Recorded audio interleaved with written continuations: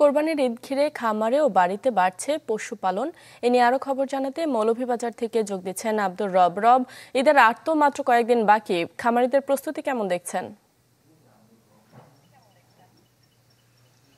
জি শারমিন, মৌলভীবাজারে এবছর প্রাণী সম্পদ কর্মকর্তার তথ্য অনুযায়ী প্রায় ৭৯,৯২৯টি গরুর গবাদি পশুর চাহিদা রয়েছে। পাশাপাশি এখানে উৎপাদন হয়েছে প্রায় ৮০,৬৩৭টি গবাদি পশু, এমনটাই আমাদের জানিয়েছেন জেলার প্রাণী সম্পদ কর্মকর্তা। এবং আমরা দেখেছি আসলে বিভিন্ন খামারে যে খামারিরা গরু এবং অন্যান্য গবাদি পশু লালন পালন করেছেন, সেই গবাদি পশু আসলে খামারেই অনেকেই দেখতে আসছেন এবং খামারেই আসলে এখান থেকে ক্রয় বিক্রয় হচ্ছে। পাশাপাশি জেলার যে বিভিন্ন স্থায়ী বাজারগুলো রয়েছে, সেই বাজারগুলোতে ইতিমধ্যে আমরা দেখেছি বিভিন্ন গবাদি পশু, গরু, মহিষ এবং ছাগল, ভেড়া সহ বিভিন্ন গবাদি পশু এখানে ইতিমধ্যেই উঠা শুরু হয়েছে। এবং কুরবানিকে ঘিরে যে অস্থায়ী বাজারগুলো রয়েছে, সেই বাজারগুলো তৈরি করা হয়েছে।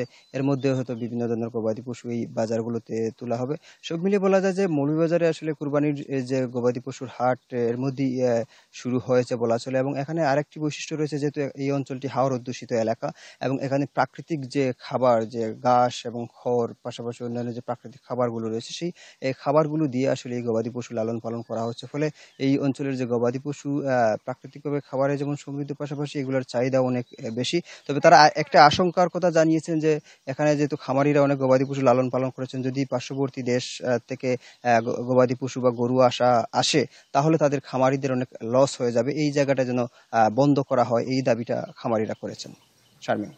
রব, ধন্যবাদ আপনাকে। দর্শক, পশুপালনের খবর জানাতে মৌলভীবাজার থেকে যুক্ত হয়েছিলেন আমাদের সহকর্মী।